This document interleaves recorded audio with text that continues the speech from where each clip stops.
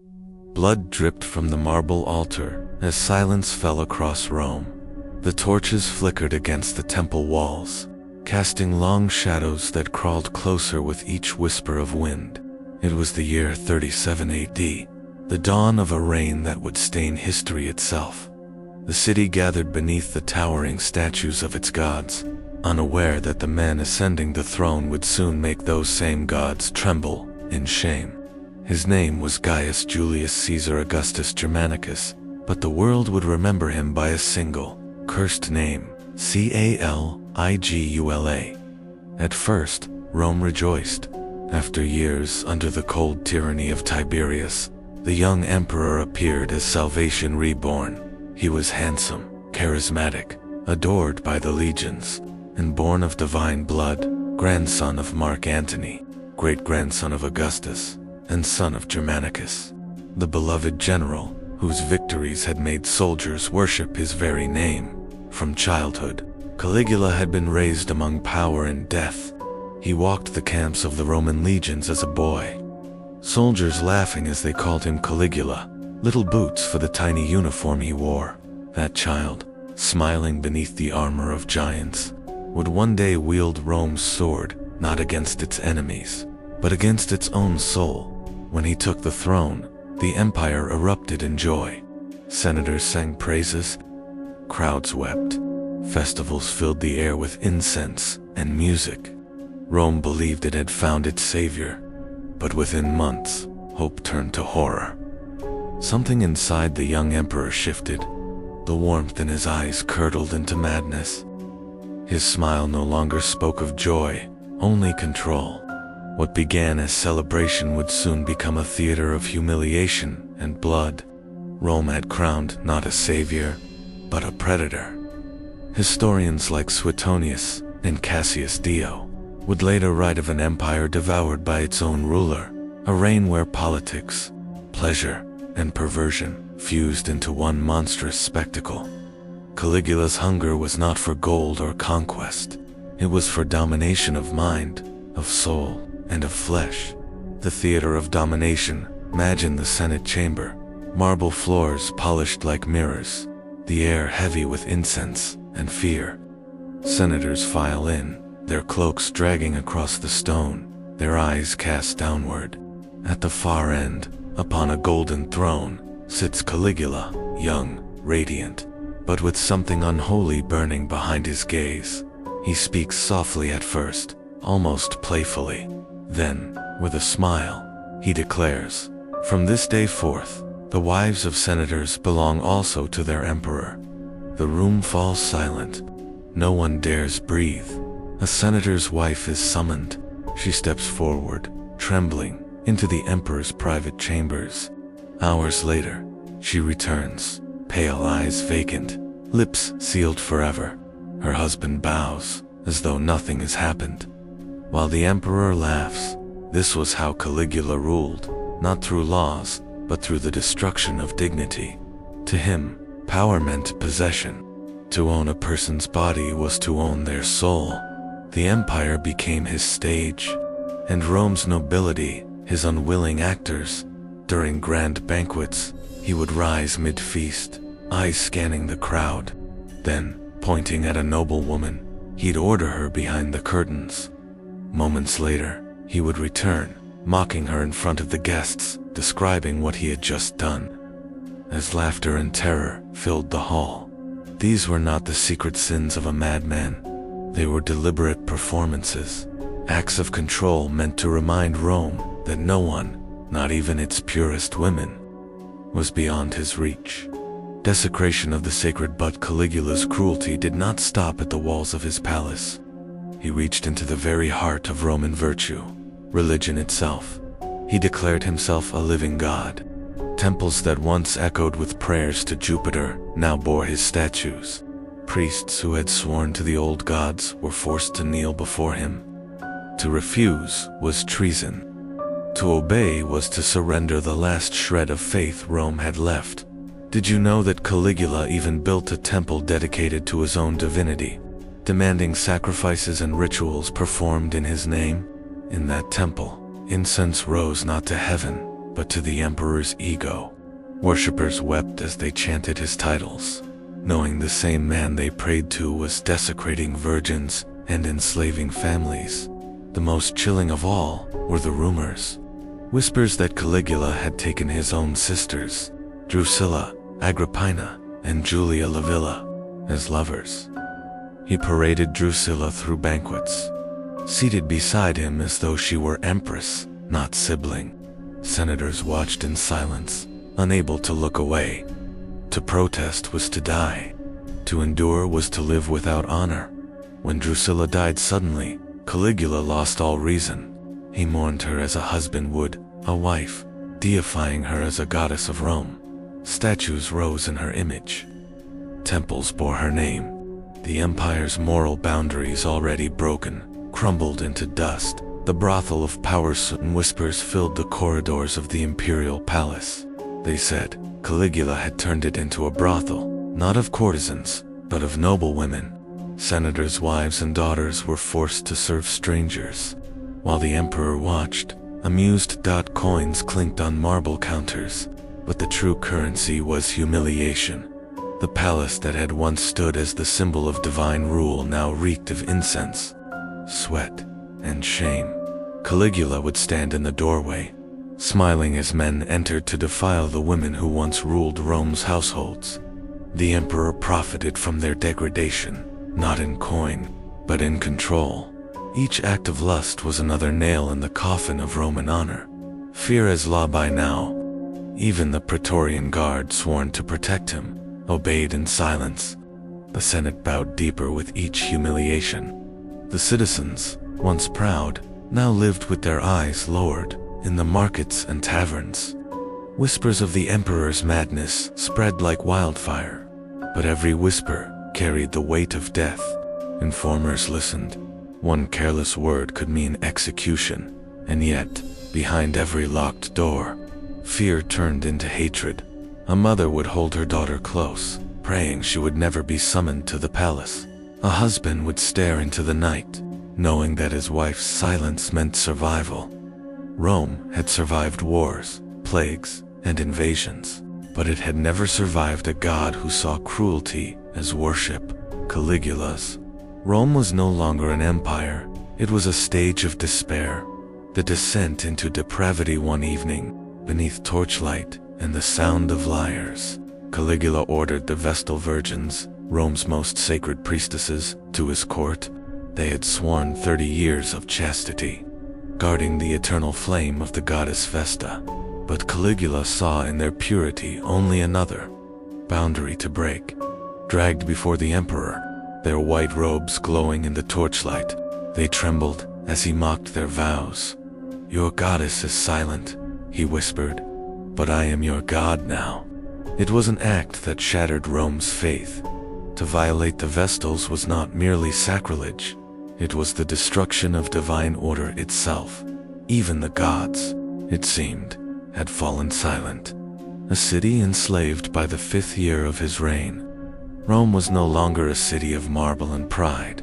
It was a city of whispers, shadows, and trembling hearts. In the kitchens of the palace, young servants prayed not to be chosen. In the corridors, guards stared at the floor as screams echoed from behind golden doors. Beyond those walls, the streets remained alive. Chariots raced, markets bustled, but the laughter was hollow. Every citizen knew the truth. Rome had become a cage, gilded in gold.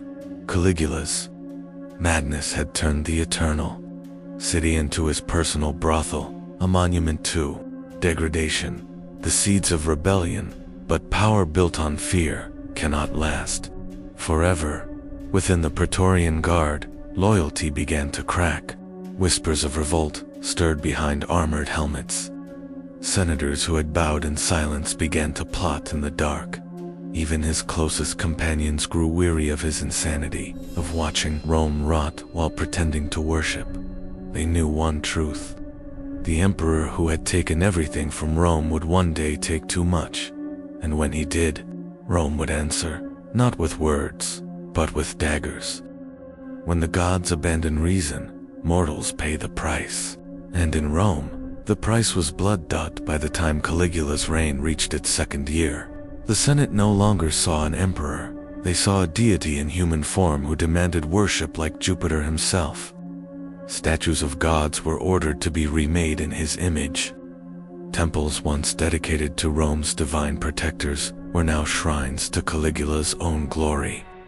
In his eyes, Rome did not rule the world. He did, and that belief would consume everything around him. The line between spectacle and horror blurred in those marble halls. Caligula's once celebrated charisma had turned into something monstrous, unpredictable, theatrical, and cruel. One moment he'd laugh with senators. The next, he'd order their execution for not laughing back. Fear replaced loyalty. Applause replaced truth. He began to dress as gods, sometimes as Mercury, sometimes as Apollo, and parade through the city in golden sandals, his body covered in jewels stolen from temples. He'd walk into the Senate chambers, sit upon the throne, and ask the trembling men before him, "Am I not your living God?" None dared to answer. He built a bridge of boats across the Bay of Baiae, a grand absurdity, so he could gallop across it in armor, claiming he had conquered the sea. He gathered Rome's best architects and forced them to design palaces that merged temples, brothels, and arenas, places where prayers and screams echoed side by side. And when the treasury emptied from his madness, he found a new way to fill it, through the bodies of Rome's daughters and sons. The Palatine Palace, once the symbol of imperial dignity, became a den of forced debauchery. Caligula opened its doors and turned the emperor's chambers into what he called the Palace of Pleasure. Wives of senators were summoned, ordered to entertain guests under the emperor's gaze. Soldiers, slaves, and nobles alike were forced into acts they could never speak of again. Each night, he'd roam the halls in a drunken haze, pointing at women and men with a casual cruelty. "You," he'd say, "will serve the god tonight." Rumor spread that he bedded his own sisters, Agrippina, Drusilla, and Livilla, hosting feasts where family ties dissolved into obscenity. When his beloved sister Drusilla died, he declared her a goddess and demanded Rome mourn her as a deity. For weeks, public games were halted. No laughter, no weddings, no music. The city of the living became a city of mourning, all for a woman who may have been both his sister and his lover. His grief quickly turned to rage. Anyone accused of not mourning enough faced torture. Statues of Drusilla filled the empire, and Caligula ordered that those who prayed to her must also worship him. The cruelty deepened. He began staging executions during banquets, a macabre theater where food and death shared the same table. Senators and nobles were invited to dine, and as they drank wine from golden cups, prisoners were dragged before them. Caligula would point casually, and the condemned would be slain for his amusement. Once, when a guest fainted at the sight, Caligula smiled and said, "Do not worry, you may join him soon." He delighted in reversing justice, freeing the guilty, condemning the innocent. He'd strip noblemen of their estates and give them to his horse, Incitatus, whom he famously declared a priest and promised to make a consul. The creature had a marble stable, ivory manger, and servants who whispered to it like royalty. Rome had seen mad rulers before, but never one who turned madness into a spectacle. As famine and fear grew, Caligula sought new ways to prove his divine power. He ordered his soldiers to march to the English Channel, claiming he would invade Britain. When they reached the shore, instead of giving battle orders, he commanded them to collect seashells, spoils of the sea. He called them trophies of a victory that never happened. The legion, humiliated, obeyed in silence. No one dared question the god emperor.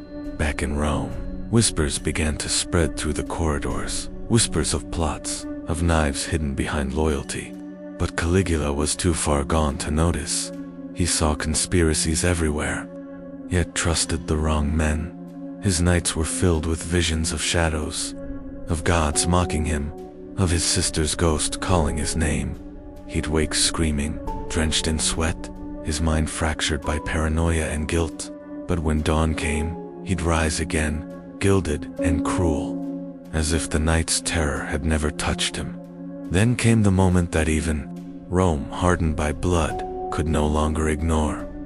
One evening, Caligula stood before the Senate and announced he would move the empire's capital from Rome to Alexandria in Egypt, where he would be worshipped among the pharaohs. The senators sat frozen, knowing such a move would strip them of all power. Caligula smiled, sensing their fear. He said, "Rome has grown old. The gods have chosen me to begin anew." That night, a group of men gathered in secret, soldiers, guards, and even senators who had once kissed his feet. Their leader, Cassius Chaerea, a soldier Caligula had mocked relentlessly, calling him weak and unmanly in front of others. They plotted quietly, for even whispering betrayal was death. But they knew that if they did nothing, Rome itself would perish beneath his madness. January 24th, 41 AD, the day began like any other, with spectacle.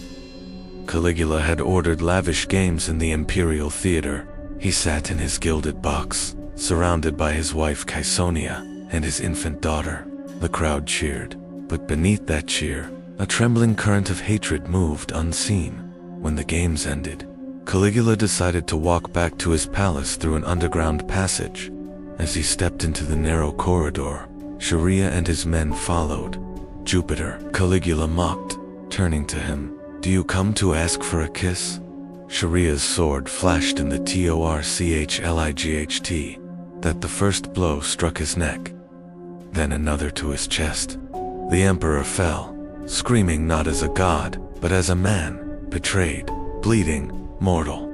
The soldiers fell upon him, stabbing again and again, until his body was unrecognizable. His wife was slain soon after. His baby too. Rome's god had become carrion beneath the feet of his own guards. When news reached the city, chaos erupted. Some rejoiced, others trembled, fearing divine wrath. The Senate debated restoring the Republic, but in the end, Rome did what it always did, replaced one master with another. Claudius Caligula's uncle was found hiding behind a curtain in the palace, trembling, terrified. The soldiers dragged him out, hailed him emperor, and carried him to the throne. Caligula's statues were torn down, his name erased from inscriptions, his memory cursed, but the echoes of his madness lingered. Rome had stared into the abyss and found that even gods could bleed. And so ended the reign of Caligula, the boy born of soldiers, the man who believed himself divine, the emperor who turned an empire into his personal stage of cruelty. History remembers him as a monster, but perhaps he was something worse, a mirror, because in every age, in every empire, there are those who mistake power for divinity, and men who will bow until it's too late to stand.